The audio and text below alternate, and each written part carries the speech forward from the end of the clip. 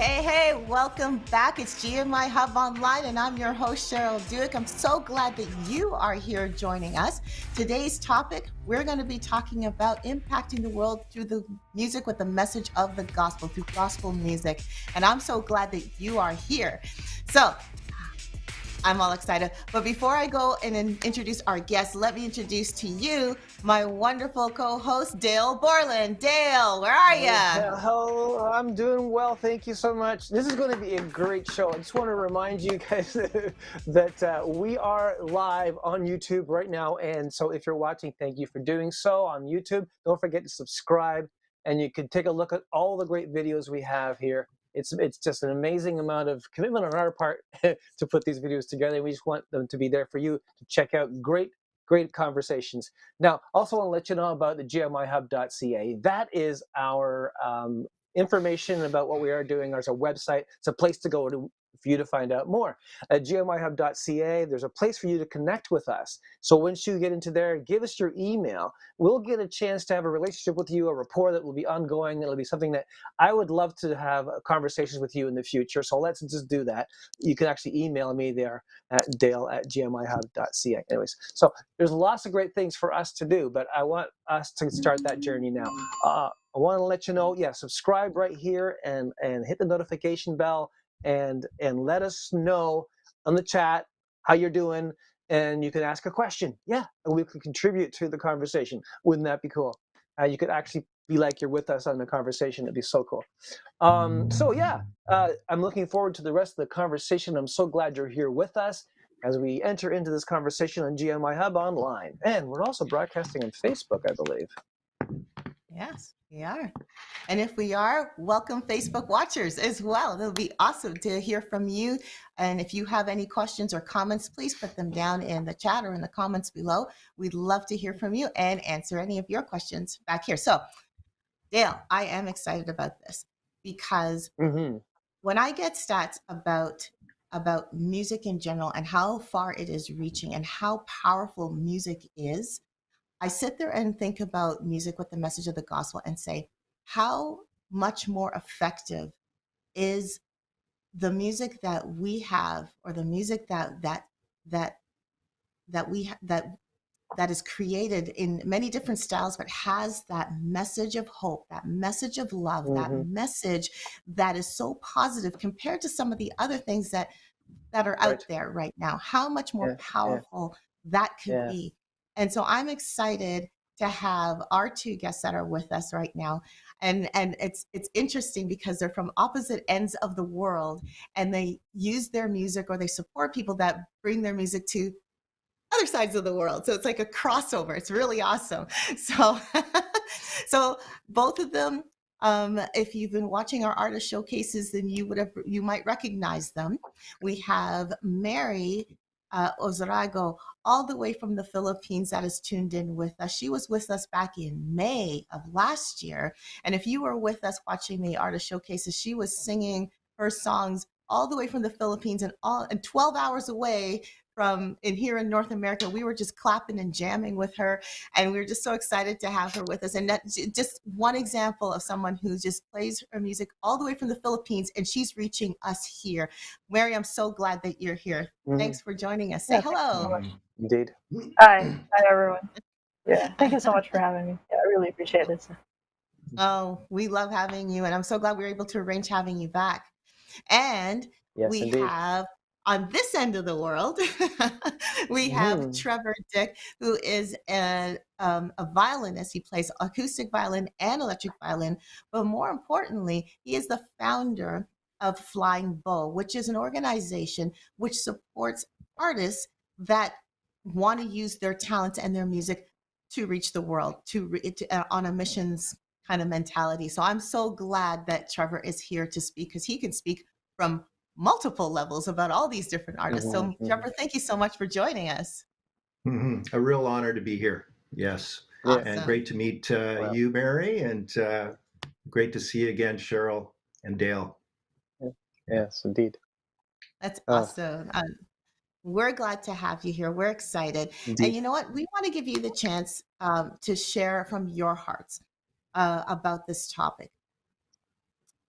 let's go with where you started from. Like, how did you get into writing the music that you write?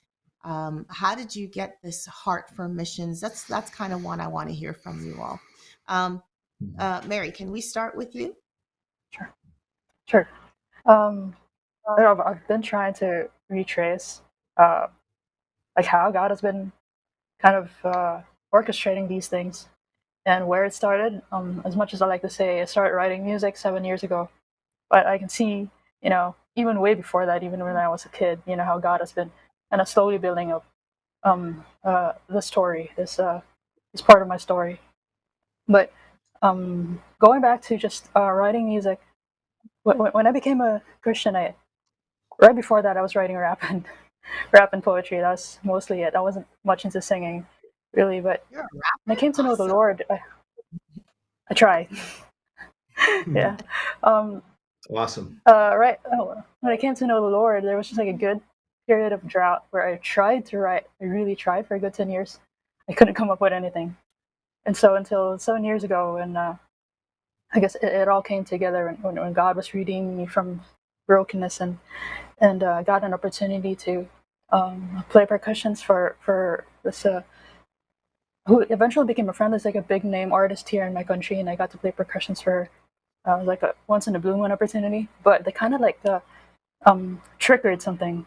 Like I want to reach people with God with a message of not our kind of love, not how we define love, but the way God defines love. And right about that time, I was asked by my pastor to teach. There was a group of young girls who were rescued from prostitution. Uh, he asked me if I could teach them music, and that was just a once a week kind of gig. But that kind of even more made the compassion and the passion tangible. So I think that's when what really ignited all of this. And I was teaching them, aside from playing different instruments, I was teaching them how to write their own music. But I was writing my own music so much then, so I kind of had to prove to myself that I could teach them that. And so I had to write music too, and I think that's really how it started. Yeah. Mm-hmm. That's awesome. I That is so can awesome. relate to that. Yeah, I was just thinking I can relate to that because as a person in the GMIHub, I had to also be in the discipline of writing songs so that I could have that same that ministry aspect of I'm doing this along with you. I'm not doing this and teaching. I'm not just teaching you how. I have to grow in that area as well. Yeah, so I totally understand that. Yeah. Trevor, how about you? So Let's hear from you. Oh, go ahead, Barry. no, it's okay. Yeah, no. No, if you Okay. have something else to say, go for it. Yeah, add to it. Not really. Yeah, no, it's okay. No? Okay. Totally fine. Okay. All right. Okay. Well, my story is kind of crosses a couple continents, but I was born in Africa, missionary parents. My dad was a doctor, my mom a nurse. And so I grew up in Africa, in Nigeria. In fact, my dad, being the medical doctor that he was, he delivered me in a little schoolhouse in the middle of the jungles of Nigeria. So that's how I came into the world. And come from a very musical family. We all learned music from a very young age. Part of my journey was, though, that I tragically lost my dad in a car accident when I was 4.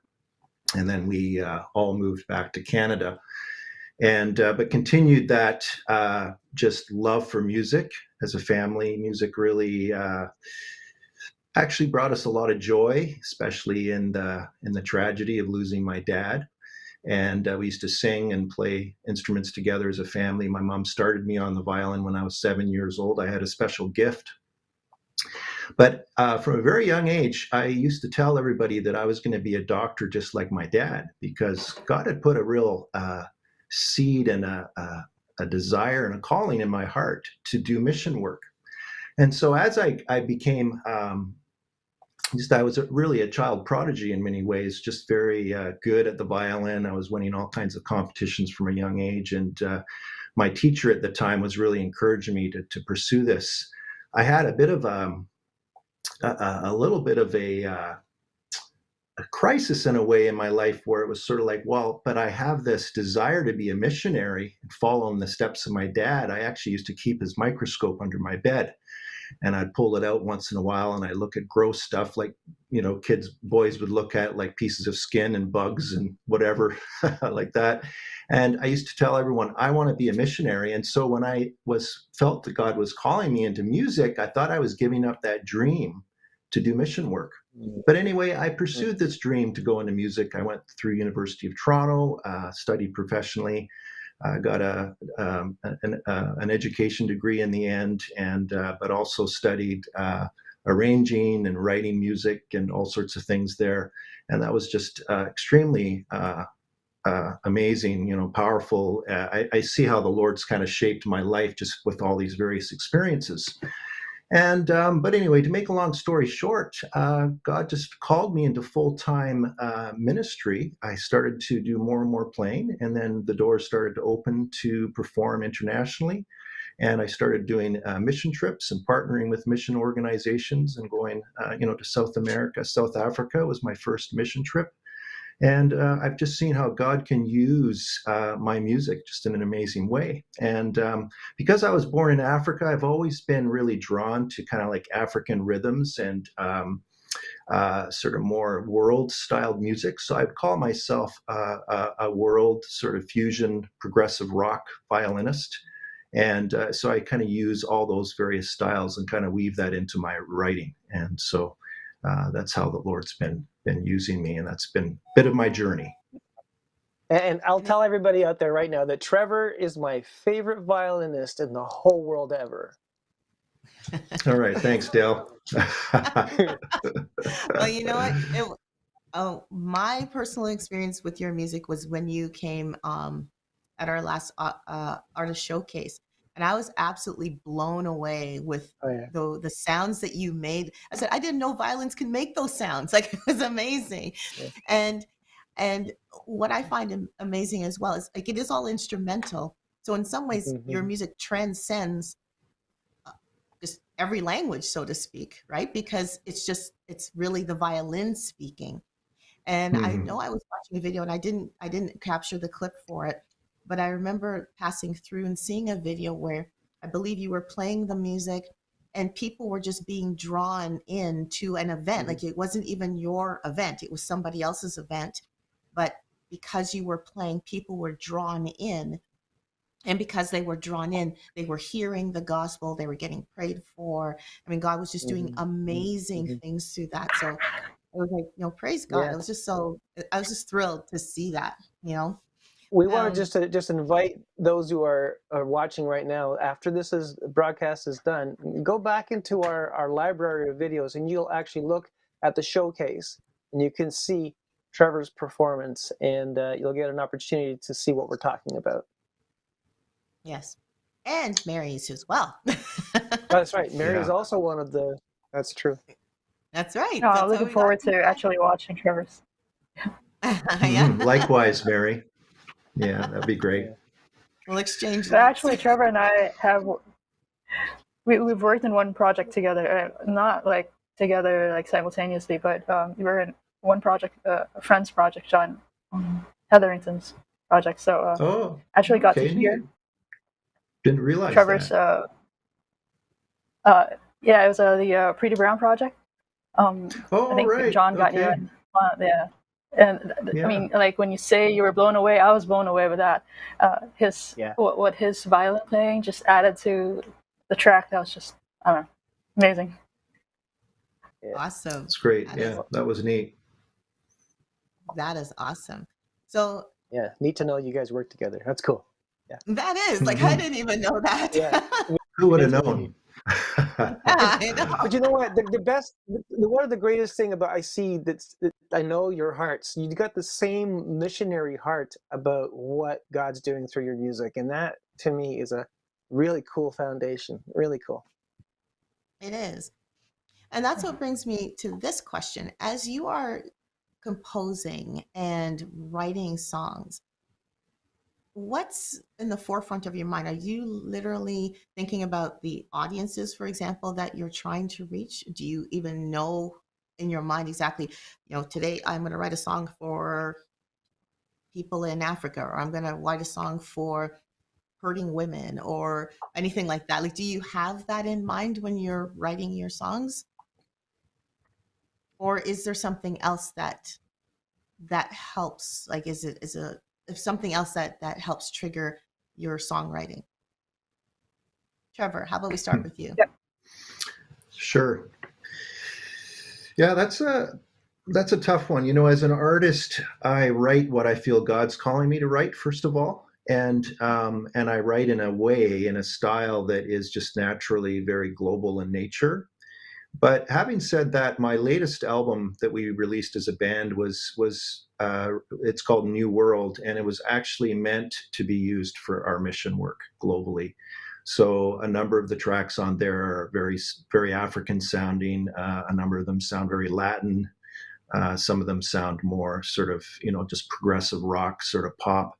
It's got a real variety that the whole world basically would love. What I find when I travel all over the world is that people of different cultures, they love all styles of music just like we do here, and they're willing to, be exposed to, for instance, East Coast fiddle music. If I happen to throw one of those in there, they seem to love that rhythm and beat, and it's a universal thing, and melody. It's a universal thing, and I think any great song that has a great melody, I think, is embraced by everyone all over the world. That's why when you see, these great bands touring the world, they can tour in every single country of the world, and they, they're just as popular in South America as they are in Great Britain, or whatever, US or the UK, so because music is just it's a universal language. It just crosses all language barriers. But I find, though, that I have definitely strategically written songs because I knew that I was going to be traveling to a particular country and be playing for, in particular countries. And I knew that would connect better, maybe. And the important thing, though, is that if you don't play that style of music well, don't play it. Because if you go and try to do African music and you're playing for Africans and you can't do it very well, you're a bunch of white guys trying to do, you know what I'm saying? Yeah. It's just not going to cut it. Yeah. So it has to be good. It has to have a level of excellence and authenticity. If you're not being yourself and authentic, it's not gonna cut it. Yeah. That's a great so those are just my thoughts on the whole thing. Yeah, no, that's a very good point. That makes sense. Mary, what's your thoughts on this? When you're writing, do you have any, like, are you thinking of your audience? Are you thinking of the language? Are you, what's going on when you're starting to compose and write music? I'm actually very open to how God wants to start a song. I guess most of the time it will come from maybe a Sunday sermon or something I read. But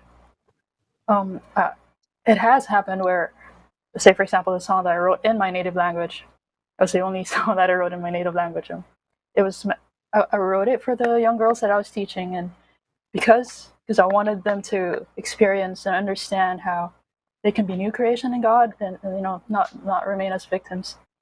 But the language they appreciate more is Filipino, which is not a language that I'm comfortable writing in. So I took it upon myself to actually, it was a challenge. It was a big challenge. It was like a 3-month kind of just squeezing my brains out and all that and my heart out.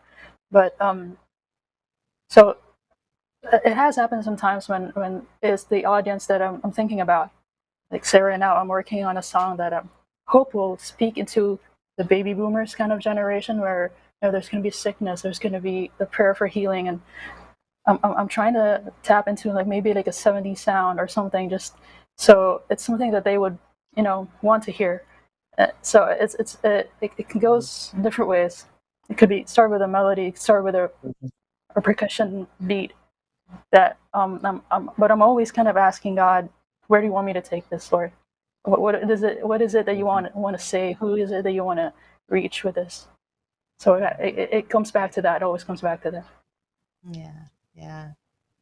Hmm. And that's so important, yeah, because again, I go back into my head about some of the songs that are out there right now, just in general, just music in general right now that is playing on radios and the whether it's the top 10 or the top 40, I don't know what they call it now, but all the music or a lot of the music has a strong message. And the message sometimes, unfortunately, is not a message of hope. It's a message of Hmm. darkness. It's a message of despair. And we see the results of that. We see, when they're hearing a lot of music of despair, all of a sudden we're hearing about, an increase or a rise in cases of depression or cases of, shootings or something like that. Like just we hear a lot of the negative. And again, the inspiration with this particular topic and this particular conversation was what if, what if we took the music that we have today and infuse that with the gospel message and it goes forth? What would happen? What kind of effect would that happen if people heard hope instead of despair, if people heard love instead of hate, you know? And I know I make it sound like it doesn't happen. It does happen, as Sure. in the music does go forward, but it almost seems like it's quenched compared to all the other stuff Hmm. that's out there. And Right.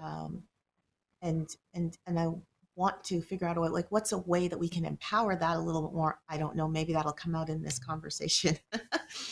But I love the Hmm. Yeah. fact that you adopt different styles of music that transcends. And Trevor, I like your point about the authenticity, which is a very interesting point because that is something that we have also heard several times. Be authentic Yeah. to who you Hmm. are and what you do, because when you're not authentic, people see through it and they dismiss. And we don't want Hmm. that. We don't want the dismissing.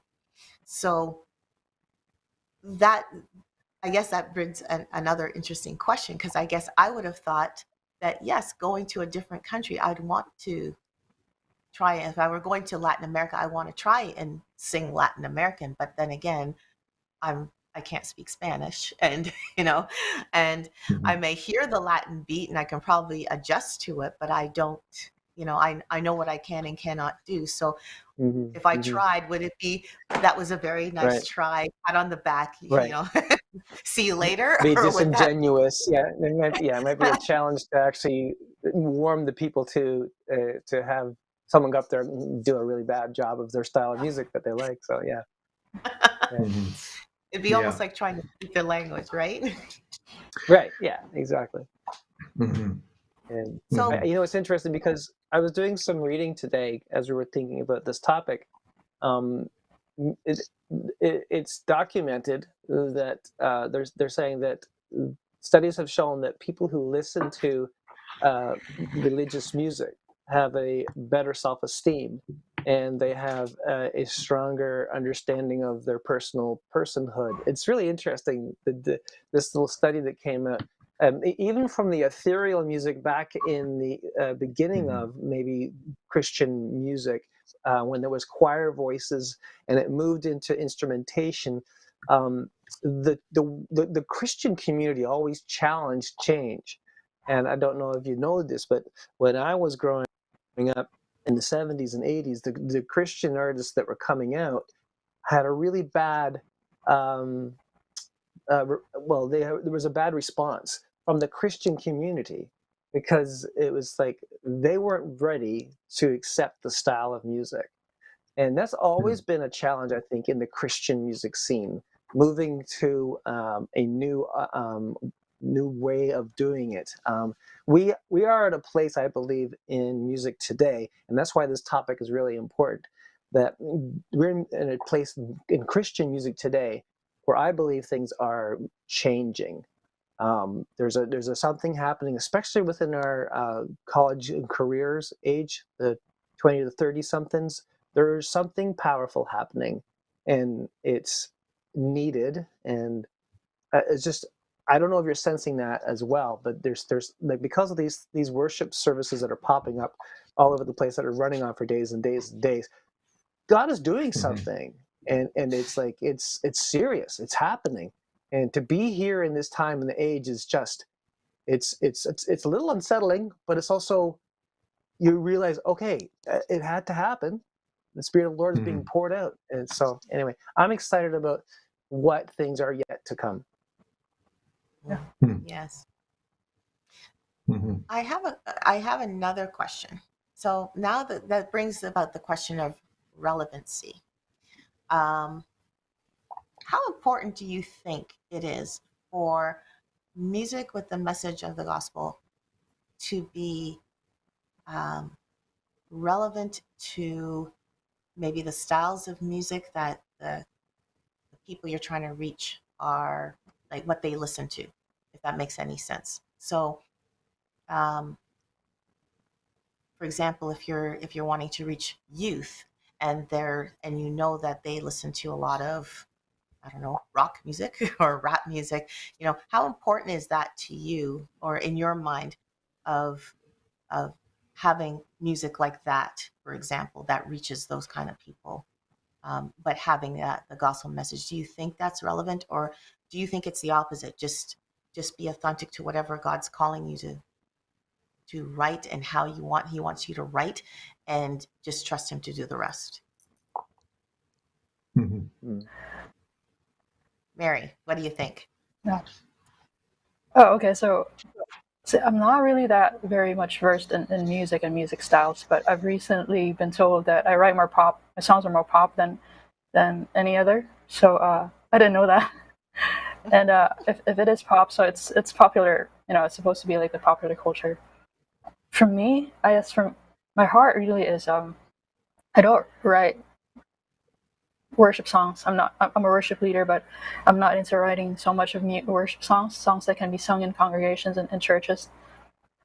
My heart really is for those people who are not in church. I want to reach out to them, and the songs that I write, I do that. I actually study what's more like a Merc language nowadays. I know that me and my age, I probably don't speak the language of this, people in this generation.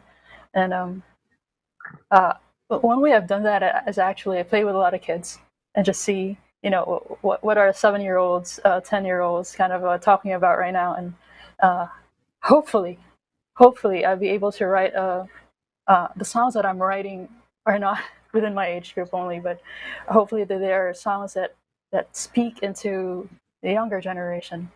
And yeah, so I always look at uh, I didn't used to listen to so much music, but now I'm more intentionally kind of learning music again, and learning music from different cultures, even India, Japan, things that I don't understand.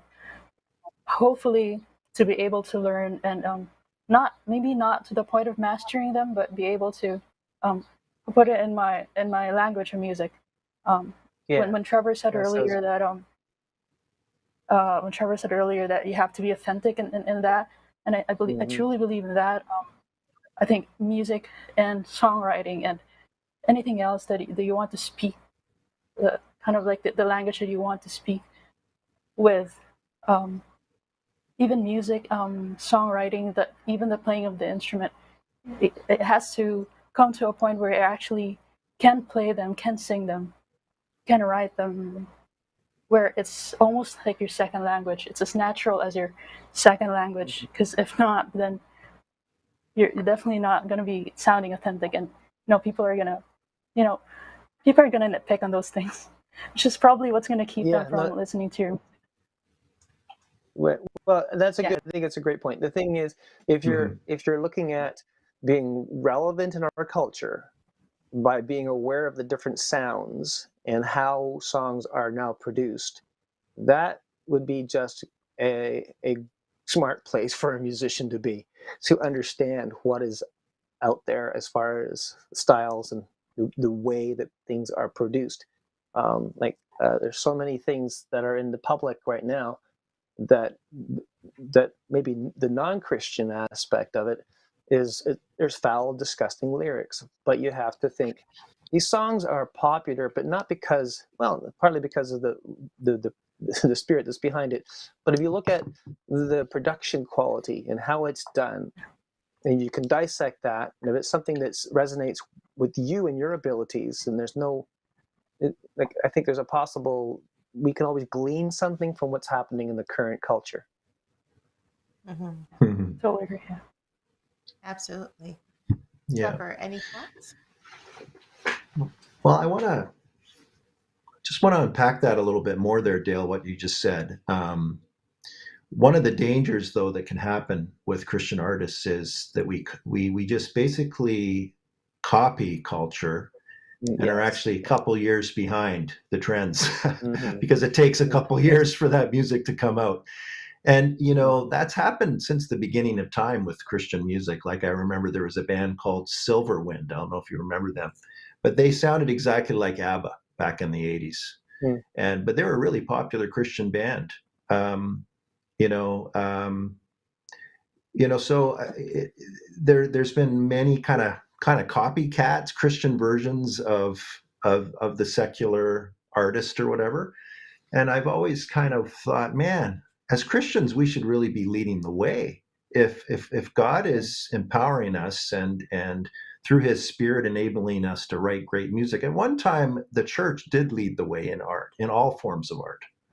The greatest art and music came out of the church. Bach, Handel, and just all these incredible composers who were doing some of the greatest music, and just look at all the incredible painters and Michelangelo, and indeed, just all these huge cathedrals and just the beautiful sculptures that were all dedicated to God and to His glory. And I think in some ways, not to be a Debbie Downer or anything, but in some ways we've kind of lagged behind in some ways, and there hasn't been that excellence and that sort of leading the way as I think we should as Christian artists. And so I'm more drawn to Christian artists that are doing brand new things. That are, yes, I think it's good to be in touch with what is happening in terms of trends and styles. I think that's really important. But that should be because you're right in there. You're right in there with all those people, a part of the trend making, right? You're just right in there like a dirty shirt, working in the trenches with all these other secular artists even, and just right in there with them, being a quiet witness for Christ, and then doing your art to God's glory, which will be excellent. It will be of the highest level, and people will look at it and go, wow. And then not only that, though, that music that you're doing is on top of that anointed by God. Yeah.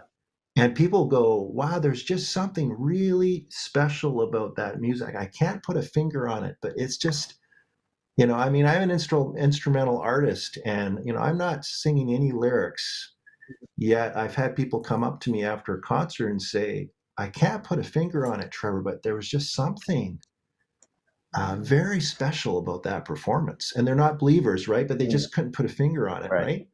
And I believe the Lord can do that. I think the Lord can do that. Like David and the harp, when he played, and caused, the evil spirits that were afflicting Saul to lift King Saul.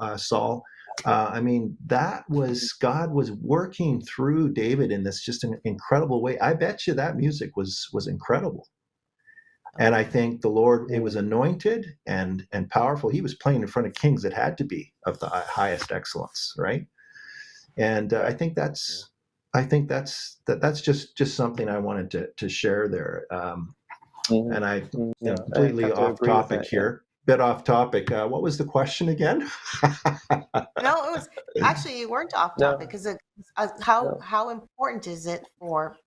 The question was, how important do you think it is for the music that you write or that you play to be, or I should say, the music that is infused with the gospel to be relevant or equivalent to what's popular to the audiences that are out there? Right. And what Trevor was talking about is trying to be on the cutting edge and trying to be on that wave and not trying to copy it, which is incredible insight, because as an artist, as a musician, as a person who's trying to put your music out there, you want to be on the cutting edge. You want to be the next artist to blow up, whatever the case may be. The problem with that might be, the challenge might be to do something that people aren't familiar with, so it won't, get the traction. But it's that balance, right? Do I do something that I think no one's going to like, or am I going to do something and that's why I wasn't really talking about the style. I was talking about the production quality. See what is being utilized in today's particular sounds and the things that how they're producing their music. Not necessarily about styles, but yeah, because I think there's almost like people have they don't realize how high their expectations are for quality of music because they're inundated by it all the time. And whenever somebody comes out with substandard, it is, and people have an attitude towards it. That's because they don't even realize that the stuff they're being pushed all the time is so well done. So I think as a musician, we have to consider those things when we move into the area of production. Yes, absolutely. And I love that point. But we have a commercial. I totally missed it. So we should probably go to commercial before we go to the next part. Okay. Watch good. this message, please.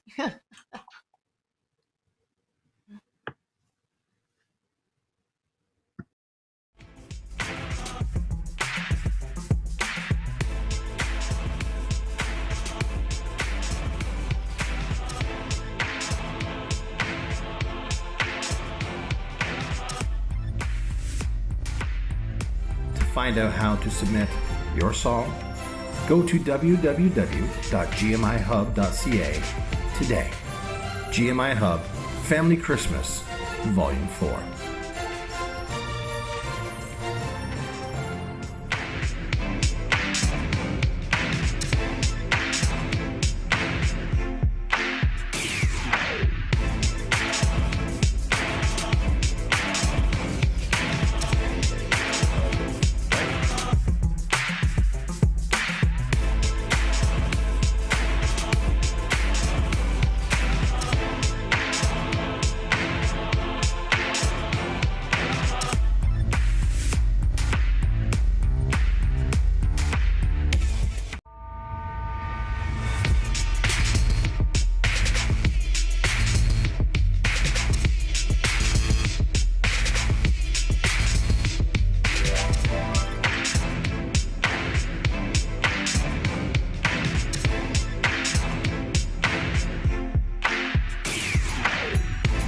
Now is the time to submit your original Christmas song.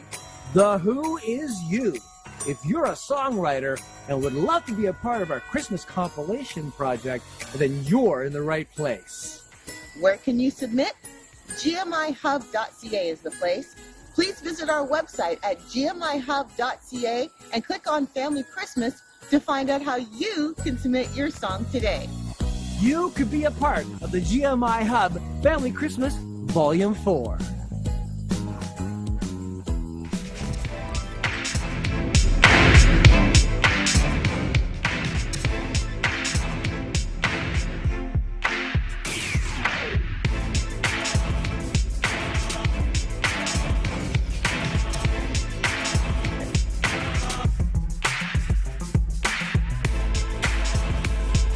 Family Christmas Volume 4.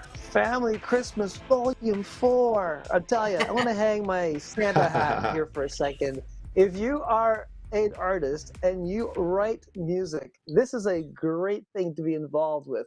You just have to go to gmihub.ca. You go in, you see Family Christmas, follow the link, and you will be able to submit your song. And need an original song that's not yet been produced, and you will be part of our Family Christmas Volume 4. We're so excited about this, and I'm looking forward to amazing songs being submitted this year. It's really amazing. It's each year that we receive music, it's always better. Like, talk about excellence and raising the quality level. It's always been better and better and better. So I can't wait to hear what's going to be coming our way with this album or this project, because it's our pleasure to actually take this music and package it together and get it out there to radio stations and online radio stations and to other organizations that would just want to hear this music. And but we can't do that without your submission. So yes, go ahead, write some songs and send it to us. We're accepting music up until the middle of August the 18th, I believe is the date. So you have some time to think about it, and we look forward to receiving it. And you send it to song@gmihub.ca, and all that information is on our website, gmihub.ca, where you can learn how to submit your music. So awesome. And while we're talking about music, as we get back to our topic, I was going to get Trevor and Mary to share some stories, but actually we sort of ended up our pre-commercial time talking about some qualities. We started touching on it, and I kind of want to hear from Mary and Trevor on their opinion. What for songs with the gospel message to go forward, what are some qualities of the music that need to be a part of? What are some of the qualities that the music should have in order for it to be effective in doing what God wants it to do?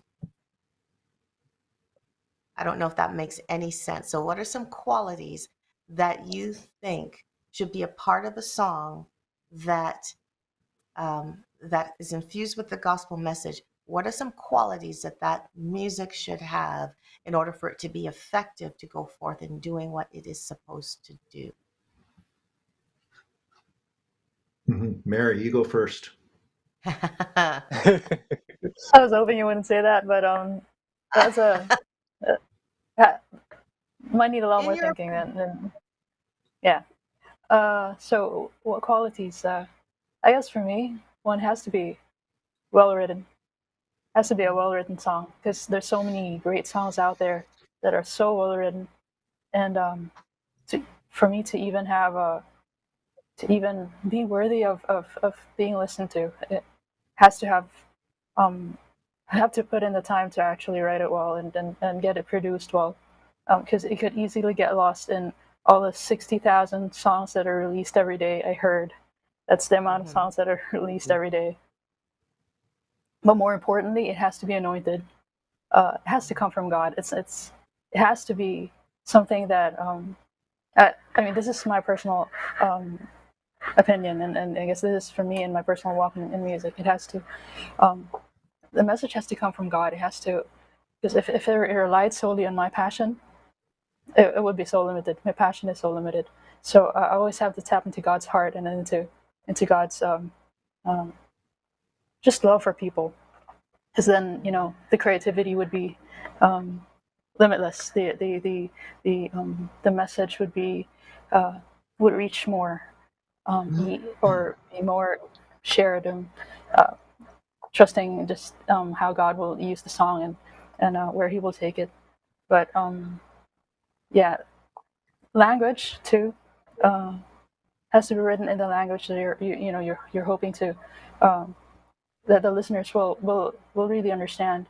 And I guess the language comes not just in like the dialect or this language. I'm talking about like the language of this generation or of that generation, because there are different things that certain age groups can understand that another age group won't be able to understand. And so I don't know. My head's really blank right now, but yeah, that's all for now.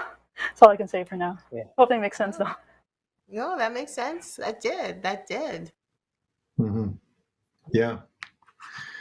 Yeah, for me, of course, I'm an instrumental artist, so with no lyrics, that makes it a challenge. So the big thing for me as an instrumental artist is that I have music that really connects with the audience, draws them in. I'll tell you a quick story. I've done a lot of ministry in South America, and there's a song in South America that's kind of like an anthem. It's called El Condor Pasa. It's really in English, The Flight of the Condor. It's a beautiful, beautiful folk song. And so I often we created our own version of that as a band, and we were down there touring. We were there in Quito during the Quito and everything. The whole city was erupting in in celebrations, and we did 4 concerts in the main concert hall.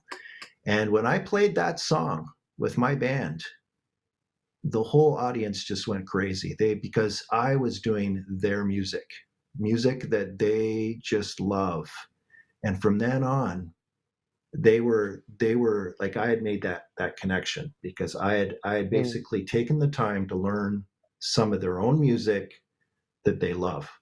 Now, there are many songs like that, like Amazing Grace, for instance, is a song that crosses all kinds of language barriers. It's been sung by secular artists as well as Christian artists, but it's got the message of the gospel.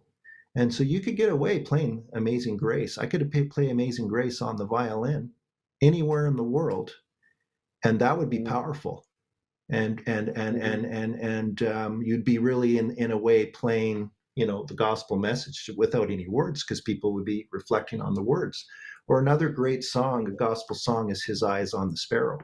It's another song that I play. I released it specifically on my New World album, because I knew that was going to be a song that would kind of cross language barriers, and it was a song that, again, done by many gospel artists.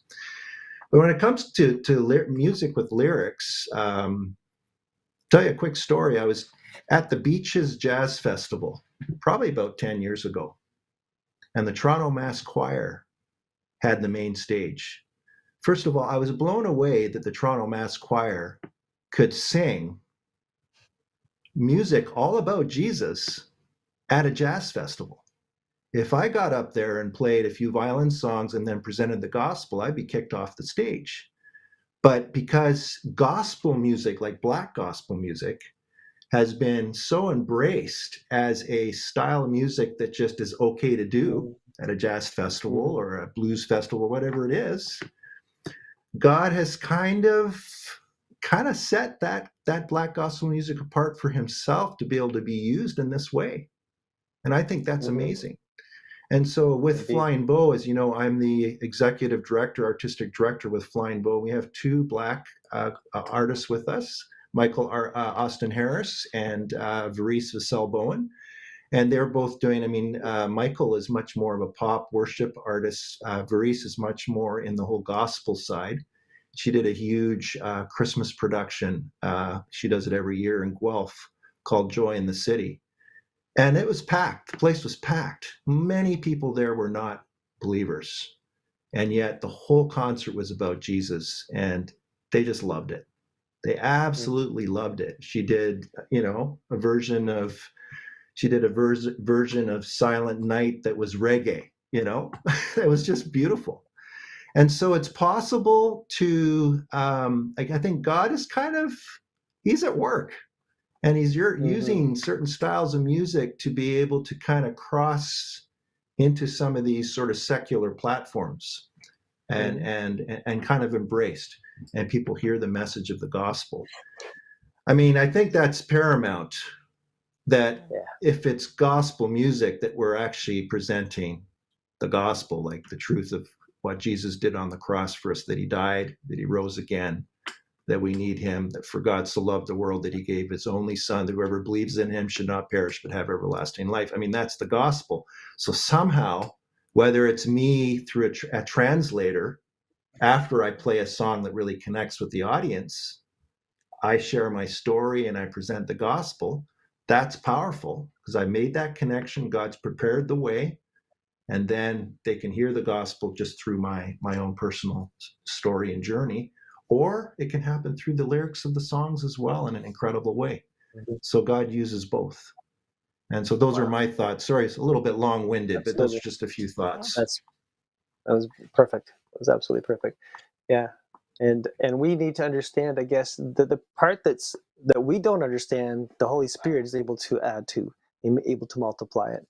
Because there's sometimes we're in a situation where we're singing a song and we're like, am I making any, or is it like you're, I don't know how to explain it, but if you're in a place where there's different music that's being played, it's not God honoring, and you do your bit, listen, God's going to use that. He multiplied the fish and the loaves. He's certainly going to be able to multiply that which you have given to him. Yeah, absolutely. I love what you're saying. I love these comments because it's very true. I think I totally agree about the communication side. This is I guess my thoughts on this whole topic. Um, I think for the music to be effective in going forth, it can't be distracting. It can't be distracting in the sense of being poor in quality, poor in the way it's written, poor in the way it's communicating the message. It can't be poor because that would be distracting to the message. What if Mm-hmm. excellence, if it's done everything done in excellence, and in clarity, and in a way that other people can receive the message simple enough so that they can receive it for themselves or for their situation, or it talks to a situation that they can relate to, I guess is probably a better way of saying that. I can see how the music infused with the gospel can go forth to do what it is sent to do, because as it was alluded to Mhm. earlier, music and music in general is very powerful. Music can get into hearts and into places that a spoken word sometimes can't get to. And music can, I mean, there's documents about music helping a person heal, music helping a person's mood, music Mhm. helping a person sleep, having rest and peace. Music does so much. And it's, believe it or not, there are people that actually dismiss music. They actually think music is not important, right? But here at GMIHub, Gospel Music Industry Hub, we think differently. We think music is important, and that's why we have conversations like this. And I was in a meeting earlier today, and this comment was said by one of the people that I was meeting with, that music seems to be limited. It seems like it has a ceiling. It seems as though people aren't encouraged to go forth in music. And I'm hoping that as you are listening to this, that you would think differently. I hope that you are seeing that there is possibility and music is powerful. There's another thing that I heard, and Trevor, I think you might appreciate this, and if you maybe you can correct me on it if I say it wrong, but music originally was created by God, and there was an individual angel that originally was in charge of all the music. A matter of fact, um, I think every time that angel moved, it was like the timbrels were clanging, and not clanging as a negative thing, but you know what I mean. They were ringing out music, and the music was to be the instrument, an instrument of praise to God. Unfortunately, that particular angel did not like the fact that the praise was going to God and not to him, and he fell. But God did not allow that to stop the music. What God did was he said, okay, the music now will come through my people. And that is where I'm hoping that if you are a singer, songwriter, if you are a musician of any sort, that you will feel empowered to know that God has called you to be the instrument through which the gospel goes forth, through your music, through your voice, through your playing, through your art. God wants to use you to send forth his music.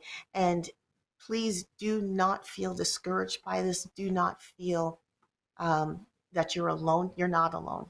God is with you, and he is going to help you. He's going to anoint you to do what he is calling you to do. If you need encouragement in this area, please connect with us. Connect with GMI Hub. We would love to encourage you in this area. We would love to help you. If you feel like you're stuck, we'd love to connect you with people like the Trevors, like the Marys, who know what it's like to use their music to reach people, and they will have the word. God will give them the words and the encouragement for you as well. And and I believe, and I love what Trevor said earlier, there's a time when us as believers, we're leading the way in the music, and we need to take that stand again, where we Mm-hmm. step forward, where we are the ones leading, and then the world is trying to follow us. We need to get to that place again. I don't know how to do it personally because I'm only me, but God knows. And if we're open and willing, God will help us to take the lead that we once had as a church, once had as His people, taking the lead in music and being very powerful in being His representative and getting His message across. So I think I just The started only preaching. thing you made me feel like we're like, go to your phone right now and call if you want. I just thought it's so cool. There is actually a response. There is a response, and that is go to GMIHub.ca, and you can go in there and connect with us. Connect us with us, and you'll see we will have an incredible opportunity to continue this relationship. We have Hub Happening, which is a email which goes out once a month, and it just kind of tells you what's going on with us. And if you have something that you're producing, if you're doing a song or you're doing an event or you're doing something that you want the GMI Hub to put in the Hub Happening, then you just email us and let us know, hey, I was wondering if you'd like to put this in your Hub Happening. We would love to help support what you're doing and be honoring to God through what you're doing. So we want to help you out as much as we possibly can. That's what the GMI Hub is actually here for. We want to help you be a representative of Christ through your music is the best you possibly can. And that's why we do all the videos that we have on this channel. So please subscribe if you haven't done already. And we would love for you to do that. And, I realize that our time is almost gone, but I would like, just before we go, for our guests, if you could sum up in just maybe one or two phrases, or even a couple of things that we've said already, or something that you think we should have said, that some people need to hear from your perspective of the impact that the Christian music has made in how it can be a tool for us, maybe as artists, or something maybe that we talked about already. You think I really want to expand on that before we go.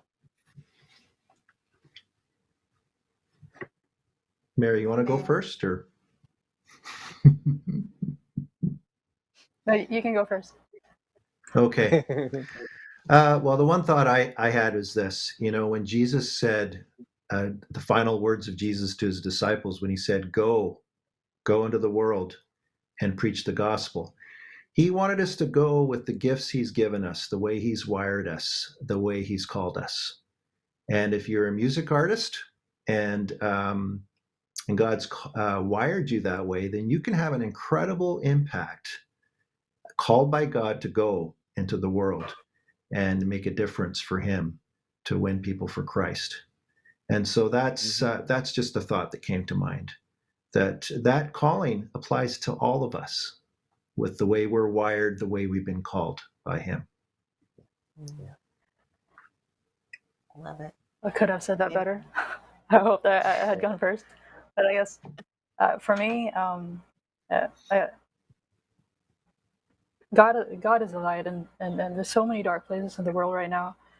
Dark places not just in countries and some corners, but there's so much darkness in hearts, desperation, people going through sickness and depression, and then all sorts of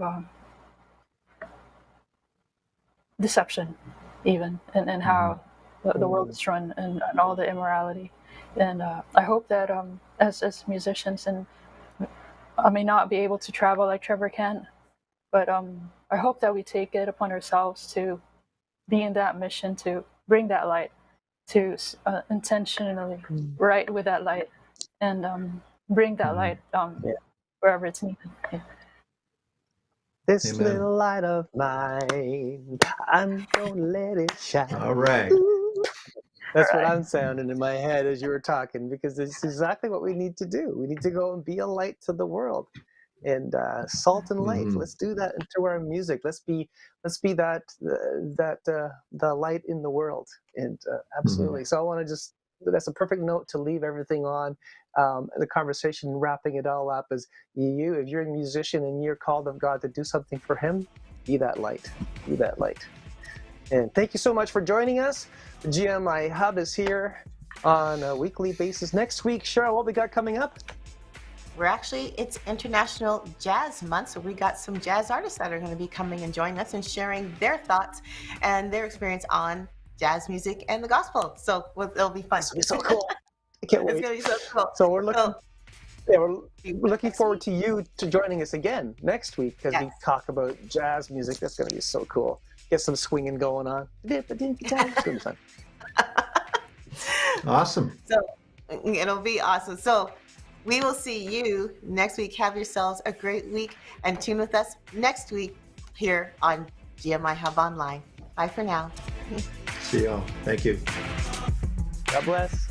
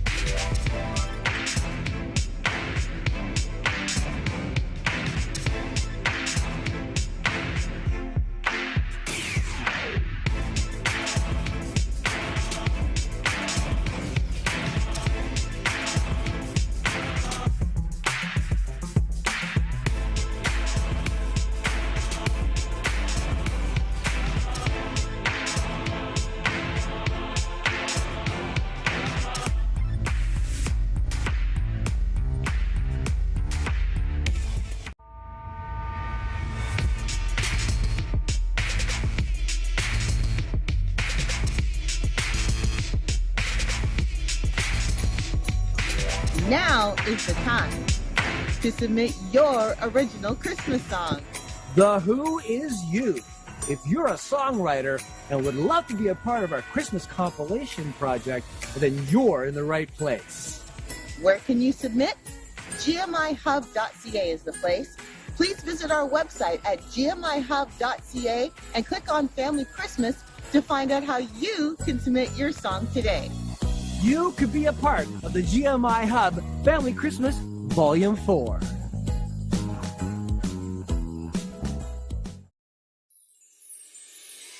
GMIHub is accepting new songs for their 2023 Christmas compilation.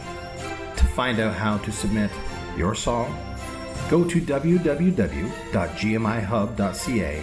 today. GMI Hub Family Christmas Volume 4.